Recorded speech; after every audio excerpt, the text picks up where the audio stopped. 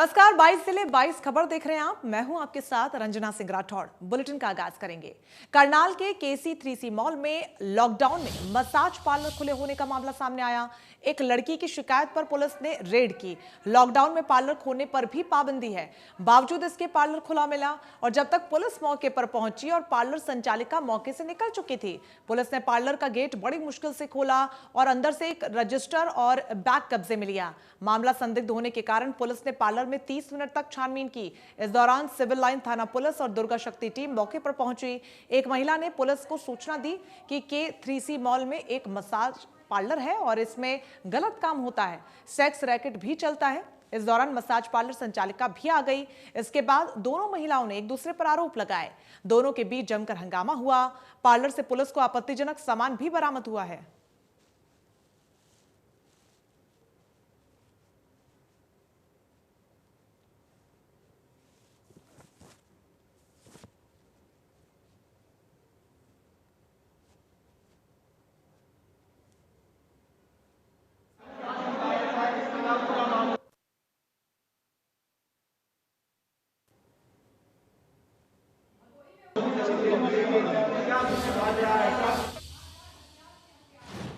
वहीं पहलवान सागर धनखड़ की मौत के मामले में आपको बता दें, परिवार वालों का रो रो कर बुरा हाल है। परिवार अब इस मामले में न्याय की मांग कर रहे हैं। हत्या के आरोपी सुशील कुमार और उसके साथियों की गिरफ्तारी हो चुकी है। पीड़ित परिवार हत्याकांड के आरोपियों की फांसी की मांग की जा रही है। इसने 5 तारीख को ये घिनौना काम किया है, तो गुरु के नाम पे उसने कलंक लगा लिया और गुरु ही शिष्य का कातिल। जैसे सुशील ने तो काम किया है, तो गुरु ने शिष्य का कत्ल किया है। गुरु की गरिमा पे भी अब लोग सवाल उठाएंगे कि ये गुरु सुशील जैसा ना हो। अच्छा हुआ जी, जो मेरे बेटे का कातिल गिरफ्तार हो गया और हमें दिल्ली सरकार से और अदालत से यही उम्मीद है कि मेरे बेटे को इंसाफ दिलाएगी और उसको फांसी की सज़ा दिलाई। और मीडिया से और जनता से मेरी यही अपील है कि मेरे बेटे को इंसाफ दिलाए। और हम दिल्ली सरकार से की कार्रवाई से खुश हैं कि उन्होंने बहुत कोशिश करी है इसे पकड़ने में।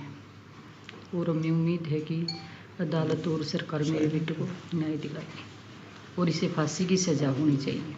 मैं यही हाथ जोड़ के जनता से भी और मीडिया से भी कहती हूँ कि मेरा बेटा चला गया, कहीं और किसी भी माँ का बेटा ऐसे नहीं।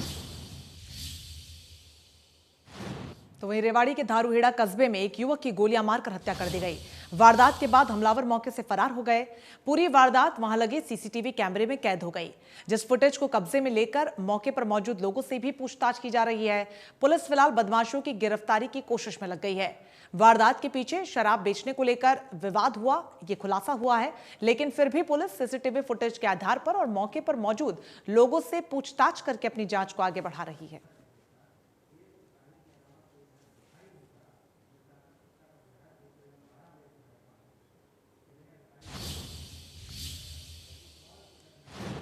खबर महम के बहलवा गांव से, जहां पर 2 गुटों में जमकर खूनी संघर्ष हुआ। इस खूनी संघर्ष में दर्जनों लोग जख्मी हो गए। बताया जा रहा है कि कुछ लोग ताश खेल रहे थे कि इस दौरान 100 रुपए के दाव को लेकर कहासुनी हुई और विवाद इतना बढ़ गया कि दोनों गुटों की तरफ से जमकर लाठी डंडे चले और तलवारें भी चली। साथ ही लोगों ने एक दूसरे पर पत्थरबाजी भी की। दोनों गुटों के बीच ये संघर्ष करीब 1.5 घंटे तक चला। इस दौरान महम बेरी रोड पर भी पूरी तरीके से जाम रहा। वहीं खूनी संघर्ष की जानकारी मिलने पर पुलिस मौके पर पहुंची और माहौल को शांत करवाया।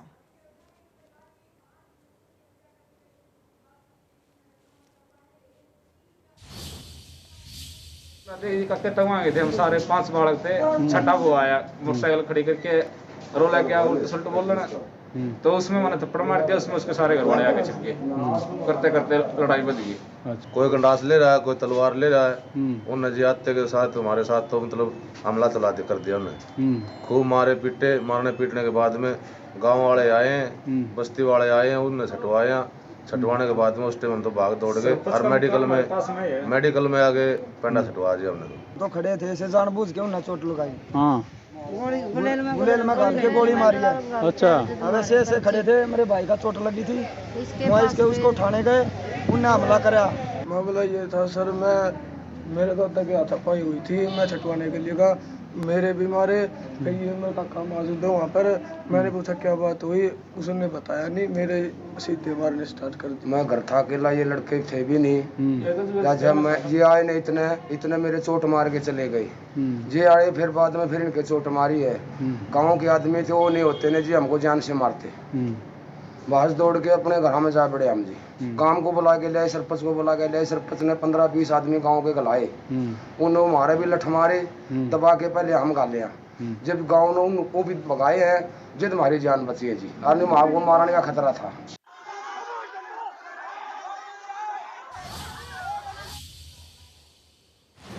तो वहीं जाखल के गांव साधनवास में एक ऐसा मामला सामने आया जहां पर कोविड से ग्रस्त गर्भवती महिला को अस्पताल ले जाते समय रास्ते में ही बच्चे को जन्म दे दिया गया। ऐसे में महिला के पति ने उन्हें स्वास्थ्य विभाग की तरफ से किसी भी तरीके की सहायता और सिविल हॉस्पिटल में एडमिट न करने का आरोप लगाया।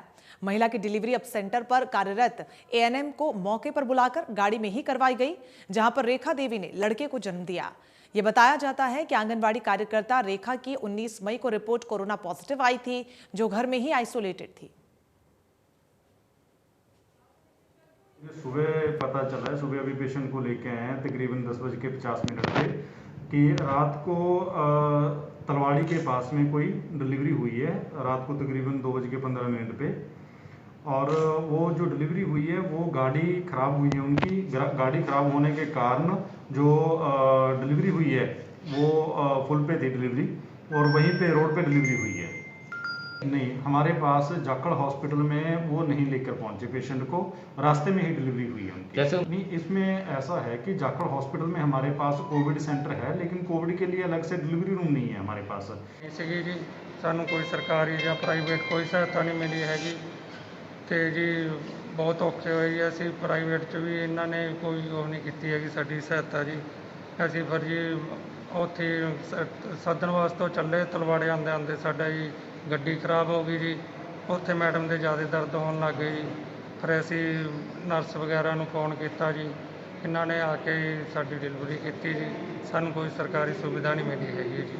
साडी मैडम जी आंगनबाड़ी वर्कर ने जी, ये तो आप समा सब की सहायता करते हैं। सानू मौके पर कोई सहायता नहीं, सरकारी भी नहीं मिली, प्राइवेट भी नहीं मिली जी। कारण की कारण कह रहे थे भी करोना पॉजिटिव है, इसनूं असीं एडमिट नहीं कर सकते हैगे। प्राइवेट वालिਆਂ ਨੂੰ ਕਿਹਾ, ਉਹ भी ਐਵੇਂ ਕਹਿੰਦੇ ਸੀ ਵੀ ਅਸੀਂ ਐਡमिट नहीं कर सकते हैगे जी।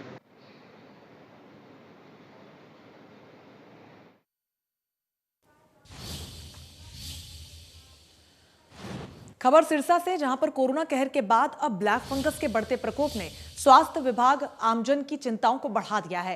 ब्लैक फंगस के रोज नए मामले सामने आ रहे हैं और अब तक ब्लैक फंगस के 38 मामले सामने आ चुके हैं, जबकि ब्लैक फंगस के कारण 8 लोगों की जान भी जा चुकी है। ब्लैक फंगस के इलाज में इस्तेमाल होने वाले इंजेक्शन की उपलब्धता नहीं होने से मरीजों और उनके परिवार वालों की परेशानियां बढ़ गई हैं। हालांकि सिरसा नागरिक अस्पताल को 18 इंजेक्शन मिलने की पुष्टि स्वयं सिरसा के सीएमओ डॉक्टर मनीष बंसल ने की है, लेकिन ब्लैक फंगस के केसों की संख्या में ये ऊंट के मुंह में जीरे के समान है। लोगों को बाहर से इंजेक्शन मंगवाकर अपने मरीजों के इलाज के लिए मजबूरन उसे इस्तेमाल करना पड़ रहा है। हमारे पास अभी तक 38 केसेस ब्लैक फंगस के नोटिफाई हो चुके हैं। तो डेथ के क्या हमारे पास 8 पेशेंट्स की डेथ की रिपोर्ट है। तो ये सिरसा के यहाँ बार कैसे? सिरसा के भी हैं, कुछ आउट ऑफ सिरसा के भी हैं। तो सर दवाई को लेके क्या कुछ अभी मरीजों को मिल रही है, नहीं मिल रही? जो भी केसेस आ रहे हैं, सरकार ने इनका notified centre Agroha medical college बनाया है और वहाँ पे पेशेंट्स एडमिटेड हैं। वहाँ पे 5 जिलों से पेशेंट्स इस टाइम एडमिट हो रखे हैं। सिरसा है, फतेहाबाद है, हिसार, जींद, भिवानी, और वहाँ पे उनका इलाज चल रहा है। और मेडिसिन जो हैं इसको कंट्रोल करने के लिए वो सरकार ने सभी मेडिकल कॉलेजेस को भेज दिए। और तो वहीं यमुनानगर में भी ब्लैक फंगस का पहला मामला सामने आया। मरीज को पीजीआई चंडीगढ़ रेफर किया गया है, जहां मरीज का ऑपरेशन कर उसकी आंखें निकाली गई।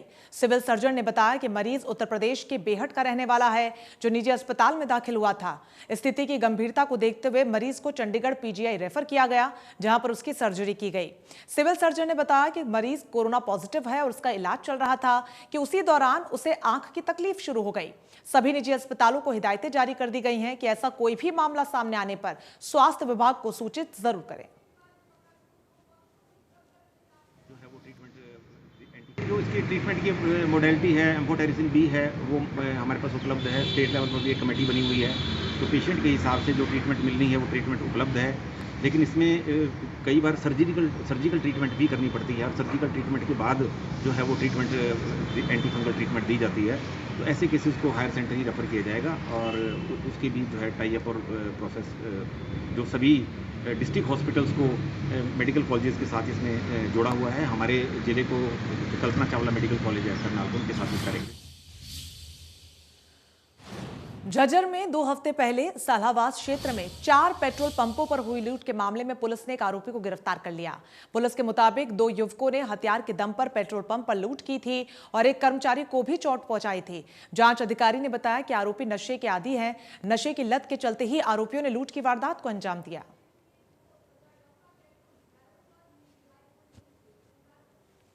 कल बेरिया के एरिया में गश्त कर रहे थे, मुखबर ने हमें सूचना दी कि एक सस्पेक्टेड लड़का जो पेट्रोल पंप की वारदातों में शामिल हो सकता है, बेरी बस स्टैंड के आसपास घूम रहा है, जिसको हमारी टीम ने सोने के नेतृत्व में उस लड़के को काबू किया। उससे पूछताछ की गई, जिसने अपना नाम मंजीत वासी रूडियावास बताया। तो सीसीटीवी फुटेज के आधार पर हमारे मुखबर ने उसकी पहचान की थी, तो उससे पूछताछ की गई। पूछताछ के बाद उसने वारदात करना कबूल किया।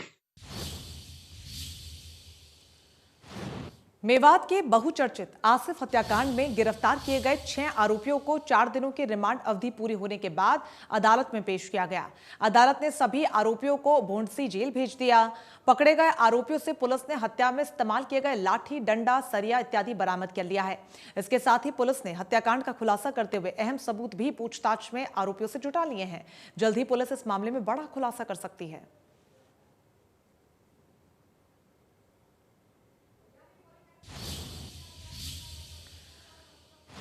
खबर पलवल से, जहां पर लॉकडाउन का उल्लंघन करने वाले लोगों के खिलाफ पुलिस प्रशासन पूरी तरीके से सख्त हो चुका है। पुलिस उल्लंघन करने वाले लोगों के चालान कर रही है। ओल्ड जीटी रोड पर नाका लगाकर पुलिस ने लोगों पर शिकंजा कसा और लोगों के चालान भी किए। हमारे सहयोगी नितिन शर्मा की इस रिपोर्ट को देखिए। जो ऐसे लोग हैं बेवजह घर से घूम रहे हैं, उसको लेकर उन्हें जागरूक करने का काम भी किया जा रहा है, जिसको लेकर पलवल के ओल्ड जीटी रोड पर यहाँ पर नाका लगाया गया और जो लोग घर से बेवजह या बिना परमिशन के वाहनों पर सख्ती से कार्रवाई की गई, जिसको लेकर आप देख सकते हैं कि यहाँ पर पलवल पुलिस के द्वारा जो लोग गाड़ियों में बिना मास्क के चल रहे हैं, ज़्यादा सवारियाँ लेकर चल रहे हैं, उनको लेकर लगातार यहाँ पर पुलिस की तरफ से जागरूक किया जा रहा है। और ऐसे में पुलिस प्रशासन की तरफ से लोगों को पूरी तरह से ये जागरूकता के साथ साथ उनके चालान भी किए जा रहे हैं, जिसको लेकर ये बताया गया है कि पलवल में अगर कोई व्यक्ति बिना मास्क के घूमता है उसके ऊपर भी यहाँ पर 500 रुपये के जुर्माने किए जा रहे हैं। और लगातार पुलिस प्रशासन की तरफ से आप देख सकते हैं कि यहाँ पर नाका लगाकर पूरी तरह से लोगों को रोका जा रहा है। उनको रोकने के साथ साथ जागरूक भी कर रहे हैं, कि जिसको लेकर पुलिस प्रशासन, ये देखिए जैसा कि बाइक सवार लोगों को यहाँ पर रोका जा रहा है और उन बाइक सवार युवक जो यहाँ से निकल रहे हैं उनको पूरी तरह से जो लॉकडाउन के ट्रिपलिंग कर रहे हैं, लॉकडाउन के नियमों का उल्लंघन कर रहे हैं, उनके खिलाफ जुर्माने भी किए जा रहे हैं। क्योंकि जुर्माने के लिए आप देख सकते हैं कि यहाँ पर महिला पुलिस भी यहाँ पर तैनात की गई है। और सिटी थाना जो कि पलवल के ओल्ड जीटी रोड पर पड़ता है, सिटी थाना के सामने ही लोग यहाँ पर उन लोगों के चालान किए जा रहे हैं कि जो लॉकडाउन का उल्लंघन कर रहे हैं, जिसको लेकर पलवल पुलिस पूरी तरह से सख्ती बरत रही है। और हम जानते हैं उनसे कि आज कितने लोगों के चालान किए गए हैं। मैडम, किस तरह से चालान किए जा रहे हैं और आज कितने लोगों के चालान किए गए हैं? विदाउट मास्क, विदाउट हेलमेट जो जा रहे हैं उनके चालान काटे जा रहे हैं, मोटर व्हीकल एक्ट के भी और मास्क के भी। यानी कि जो लोग बिना परमिशन के वाहनों के ऊपर क्या कार्रवाई की जा रही है पुलिस की तरफ से? बिना परमिशन वाहनों के मोटर व्हीकल एक्ट के चालान काटे जा रहे हैं, और अगर ज़्यादा ही कुछ होता है तो उसके पर्चे दर्ज भी किए। ऐसे कितने आज चालान किए गए हैं कि जो बिना परमिशन के थे और बिना मास्क वाले कितने लोग? भी नहीं हुआ उसमें ऐसा तो, लेकिन मास्क के 5 चालान हो चुके हैं। मास्क के 5 चालान हो चुके हैं। तो कहीं ना कहीं देखिए पुलिस का भी साफ कहना है कि जो बिना परमिशन वाले वाहन हैं उनका आज एक भी चालान नहीं हुआ है, परंतु जो बिना मास्क के घूम रहे हैं उन लोगों के खिलाफ आज यहाँ पे 5 चालान किए जा चुके हैं, जिसको लेकर आप देख सकते हैं कि यहाँ पर नाका लगाया गया है। उस नाके पर भी यहाँ पर लोग जो आ रहे हैं, पुलिस पूरी तरह से सख्ती से कार्य कर रही है, क्योंकि उनका साफ कहना है कि इस वैश्विक महामारी से बचाव के लिए जो प्रदेश में लॉकडाउन लगाया गया है, कहीं ना कहीं आम जनता की सुविधा के लिए लगाया गया है और आम जनता को इससे कहीं ना कहीं बचाव किया जा सके, क्योंकि जो वैश्विक महामारी ने तबाही मचाई, जो वैश्विक महामारी ने लोगों को बेघर कर दिया, उससे कहीं ना कहीं अब पुलिस भी सख्ते में आ गई है और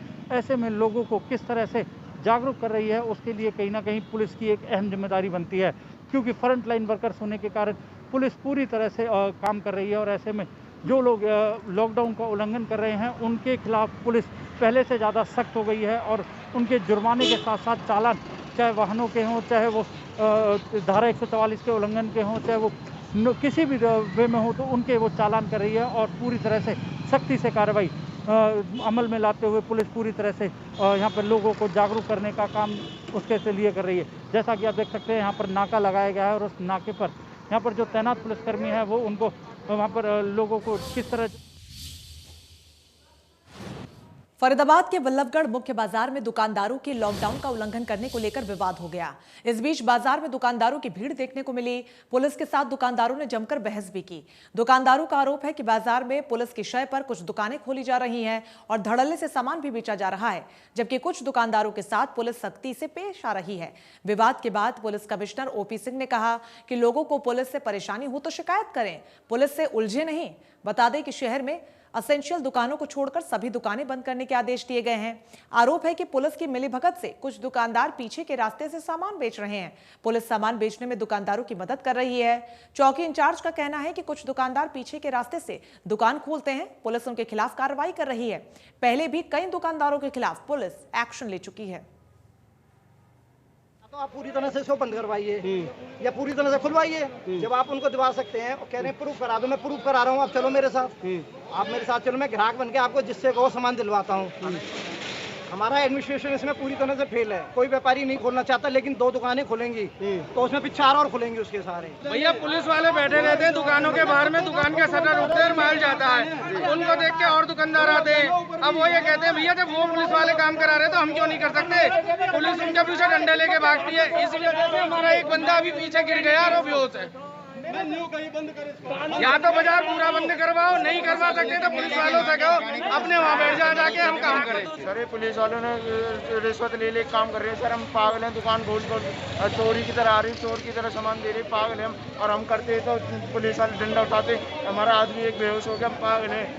एक बार बताओ सर, सर यही तो है कि आधा बाजार खुला, आधा बाजार में बात कर रहे हैं, 2-4 बंदे बात कर रहे हैं तो आप उसमें कर रहे हैं। सर प्रशासन गलत बोल रहा है, इसको समझाया जाए। मैं ये कह रहा हूँ दुकान पूरी खोली जाए या सारी बंद कर दी जाए। प्रशासन के हाथ में तो हाथ में नहीं है। यहाँ खाली 2 आदमी छोड़ रखे हैं, 2 आदमी बाहर काम कर रहे हो। 4 बजे 6 बजे जब यहाँ बंद होगा, आधी मार्केट खुल रही है, आधी बंद है, ऐसे काम नहीं हो सकता। आप बड़े दुकानदार खोल के वीडियो भी बना के मगर कुछ नहीं हो उसके। आप देखोगे व्हाट्सएप वगैरह पे आप सबके आए होंगे वीडियो, किसी दुकानदार के उसकी कोई कार्रवाई नहीं हुई। छोटे वाला क्या खोल लेते, पुलिस वाला आके वीडियो बनाने लग जाते हैं। ये तो यहाँ पे एक बंदा था वो गिर गया, वहाँ पे बात हो रही है खाली। या तो पूरा बाजार बंद हो जाए, कोई बाजार में नजर ही ना आए, चाहे वो जानकार हो चाहे कुछ भी हो। दुकानों के बाहर ना कुछ लोग जैसे जो दुकानों पे काम करने वाले नौकर हैं जी, वो कई बार आ जाते हैं, कई बार मालिक आ जाते हैं जी, हम उनको भगाते हैं तो पुलिस को देख के भाग जाते हैं जी। और जब थोड़ा हम आगे चले जाते हैं वो फिर दोबारा से पीछे आ जाते हैं। पीछे भी हम लोगों ने ड्यूटियां लगाई हुई हैं और इसी वजह से जो ना ये लोग थोड़ा सख्ती हम लोग इसलिए करते हैं कि भाई जो इनकी दुकानों की बैक साइड है वहाँ भी मैंने ड्यूटियां लगाई हुई है, ब्राह्मणवाड़ा में, जैन गली में, सारी जगह ड्यूटियां लगाई हुई हैं। लेकिन एक दुकान में जैसे 10-10 नौकर हैं तो कई नौकर आगे बैठ जाते, कई बार मालिक। धर्मनगरी कुरुक्षेत्र में कोरोना योद्धा कोरोना जैसी खतरनाक बीमारी के बीच दिन रात लोगों की सेवा में जुटे हैं। जरूरतमंद मरीजों को घर घर ऑक्सीजन पहुंचाना या फिर भूखे लोगों के लिए खाने का इंतजाम करना, सभी कामों को करने में कोरोना योद्धा जुटे हुए हैं। कोरोना योद्धाओं के इन प्रयास की थानेसर विधायक सुभाष सुधा ने प्रशंसा की है।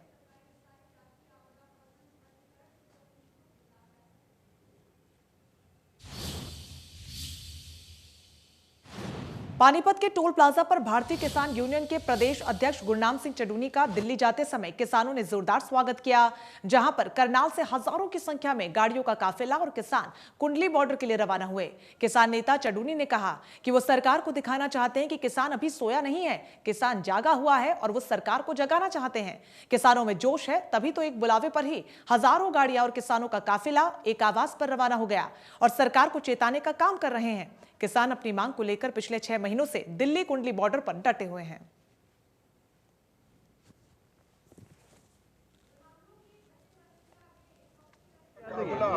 करनाल से चला है और दिल्ली कुंडली बॉर्डर पे जा रहा है, ये दिखाने के लिए कि किसान अभी सोया नहीं है, किसान जागा हुआ है। और अकेले करनाल जिले से ही आज करीब 2000 की करीब गाड़ी है जो आज काफिला लेके जा रही है। किसानों के जोश को आप देख रहे हैं कि एक बुलावे पे ही कई हजार गाड़ियां और कई हजार लोग निकल के यहाँ दिल्ली की तरफ कूच कर रहे हैं। और जो हर हफ्ते एक जिले से इसी तरह से काफिला ले जाया जाएगा ताकि सरकार को चेताया जाए कि हम अभी सोए नहीं हैं, हम अभी जाग रहे हैं। सरकार किसी मुकालते में ना रहे कि हमारी संख्या की कम हो गई, इस सरकार ये मुकालते में ना रहे। ये मुकालता निकालने के लिए ये प्रदर्शन हम पानीपत जिले के किसानों के पानीपत जिले के किसानों ने इतना स्वागत किया है। इसी के साथ 22 जिले 22 खबर में फिलहाल के लिए बस इतना ही, लेकिन लगातार बड़ी खबरों के लिए आप बने रहिए हमारे साथ। नमस्कार।